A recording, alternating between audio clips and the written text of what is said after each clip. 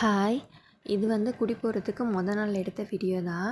குடி போகிறப்போ பந்தக்கால் முகூர்த்தம் செய்யணும் அப்படின்றது இப்போ எங்களுக்கு தெரியல. அதுக்கப்புறம் சொல்லியிருந்தாங்க, கல்யாணத்துக்கு எப்படி பந்தக்கால் முகூர்த்தம் பண்ணுறோமோ அதே மாதிரி 3வது நாள் 5வது நாள் அது மாதிரி ஒத்தப்படையில் வர நாளில் செஞ்சிடணும் அப்படின்னு சொல்லிட்டு நாங்கள் 3வது நாள் பந்தக்கால் முகூர்த்தம் செஞ்சுருந்தோம்.